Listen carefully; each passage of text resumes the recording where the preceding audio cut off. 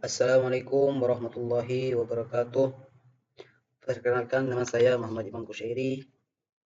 Kalian bisa panggil saya Imam. Pertama-tama, mari kita panjatkan puja dan puji syukur kepada junjungan Nabi kita Nabi Muhammad SAW yang telah membawa kita dari alam kegelapan menuju alam terang benderang pada saat hari ini. Baiklah, biar mempersingkatnya waktu, marilah kita baca basmalah bersama-sama. Bismillahirrahmanirrahim. Oke, langsung saja saya akan menjelaskan apa itu filsafat. Pertama-tama saya akan menjelaskan dasar-dasar filsafat. Kita akan mengenal filsafat. Apakah itu filsafat? Filsafat itu berasal dari bahasa Yunani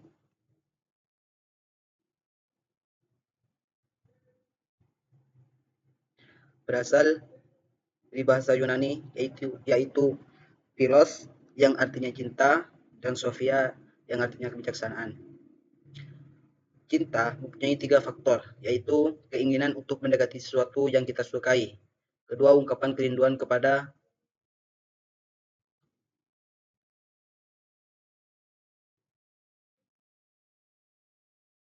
sesuatu yang ingin meraihnya. 3, hasrat untuk memberi dan kesediaan untuk menerima seutuh-utuhnya, setulusnya apa adanya. Sedangkan kebijakan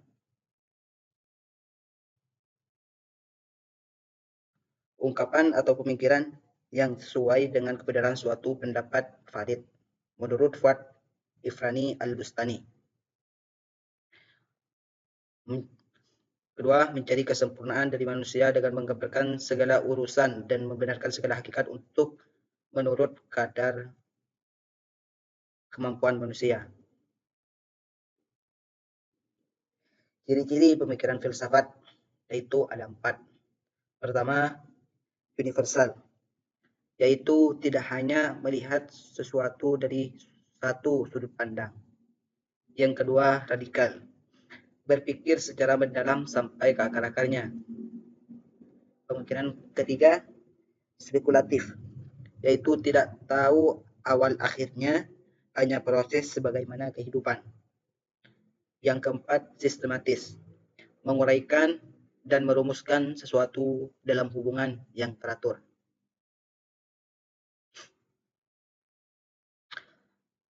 Objek filsafat. Objek filsafat ada 2, yaitu pertama formal dari sudut pandang di semua orang.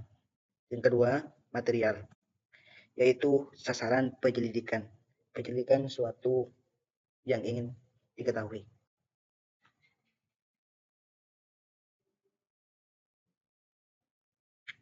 Tujuan filsafat yaitu ada 6. Pertama, menjadikan manusia berilmu dan selalu mencari kebenaran dari semua masalah. Yang kedua, mengajarkan manusia cara berpikir jernih, kritis, analitis, dan logis. Nomor 3, membantu manusia memahami konsep dan argumen dengan lebih baik. Nomor 4, membantu manusia membedakan antara yang real atau benar dan yang ilusi. Nomor 5, membantu manusia menghadapi pertanyaan tentang nilai dan makna. Keenam, membantu manusia mengerti tentang diri sendiri dan dunia. Yang kedua, hubungan filsafat, ilmu, dan agama. Dalam filsafat menjadi pondasi bagi perkembangan ilmu, pengetahuan, dan pemahaman akan agama. Dalam ilmu berkembang berdasarkan prinsip-prinsip filosofis dan memberikan pemahaman yang lebih mendalam terhadap agama. Sedangkan agama memberikan makna spiritual yang melengkapi pemahaman filosofis dan ilmiah tentang kehidupan. Sejarah awal perkembangan filsafat yaitu ada 3.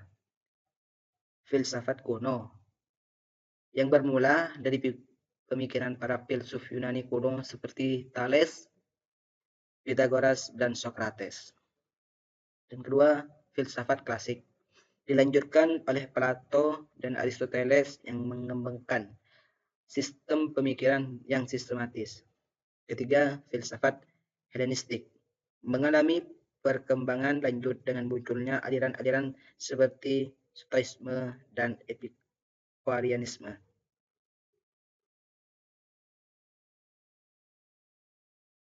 Keempat, filsafat sebagai induk ilmu pengetahuan, yaitu ada 4.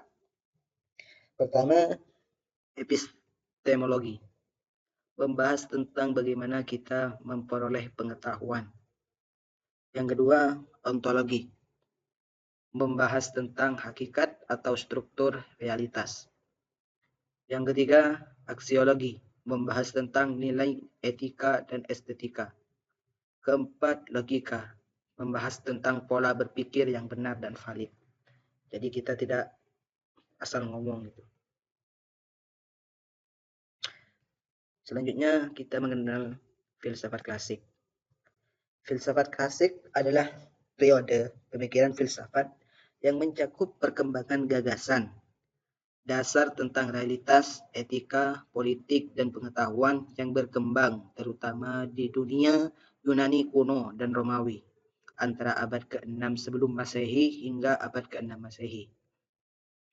Filsafat klasik mencakup berbagai gagasan dari para pemikir besar seperti Socrates, Plato, dan Aristoteles. Tentang pokok-pokok pemikiran, yaitu ada 3. Dari filsuf Yunani, seperti Socrates yang terkenal dengan metode dialog dan pemikirannya tentang etika. Sedangkan Plato, dia adalah murid dari Socrates yang mengembangkan teori tentang dunia, ide, dan keadilan. Dan Aristoteles, dia juga murid dari Plato yang dikenal dengan pemikirannya tentang logika, metafisika, dan etika.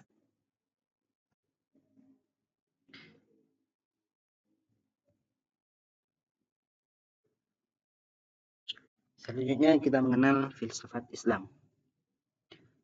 Filsafat Islam dapat didefinisikan sebagai suatu disiplin ilmu yang mengkaji, menganalisis, dan menjelaskan berbagai persoalan mendasar tentang kehidupan, alam semesta, dan keberadaan manusia dengan pendekatan rasional, kritis, dan sistematis yang tetap berlandaskan pada ajaran Islam. Filsafat ini memadukan wahyu ilahi, yaitu Al-Quran dan Hadis, dengan kemampuan akal manusia untuk mengeksplorasi kebenaran secara mendalam, baik dalam dimensi metafisik maupun eksistensial.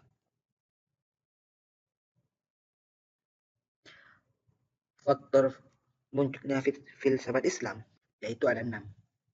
Pertama, interaksi dengan kebudayaan lain, yaitu dunia Islam dengan kebudayaan Yunani, Persia, dan India melalui perdagangan, peperangan, dan penerjemahan karya-karya filsafat ke dalam bahasa Arab menjadi salah satu pendorong utama kemunculan filsafat Islam. Proses ini memungkinkan para intelektual muslim untuk mengakses dan mempelajari karya-karya filsafat dari berbagai tradisi kebudayaan yang ada. Kedua, kebutuhan intelektual dan spiritual. Selain pengaruh budaya luar, munculnya filsafat Islam juga didorong oleh kebutuhan intelektual dan spiritual umat Islam. Keinginan untuk memahami ajaran-ajaran agama Islam secara lebih mendalam dan rasional, serta untuk menjadi jawaban atas pertanyaan-pertanyaan fundamental tentang kehidupan, alam semesta, dan Tuhan menjadi faktor yang signifikan dalam perkembangan filsafat Islam.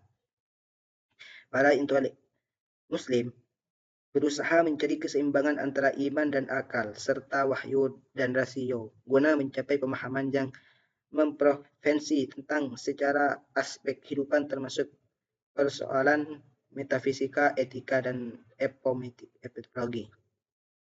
Ketiga, perkembangan ilmu pengetahuan. Pada keemasan Islam, perkembangan ilmu pengetahuan yang pesat mendorong para intelektual muslim untuk mengkaji dan mengembangkan berbagai bidang ilmu, termasuk filsafat.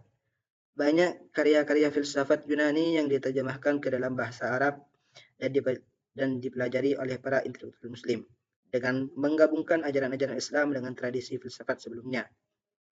Mereka mengembangkan teori-teori baru yang mengakomodasi pemahaman rasional tentang alam semesta dan keberadaan manusia. Keempat, pengaruh filsafat Yunani. Salah satu pengaruh besar terhadap perkembangan filsafat Islam adalah penerjemahan karya-karya Yunani, seperti karya-karya Aristoteles dan Plato ke dalam bahasa Arab.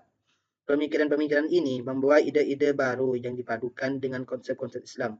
Misalnya, pemikiran Aristoteles mengenai logika dan filsafat pertama digunakan oleh para filsuf Muslim untuk mengembangkan metode ilmiah dan filosofis yang sesuai dengan ajaran Islam, seperti yang dilakukan oleh Al-Farabi, Ibnu Sina, dan Ghazali.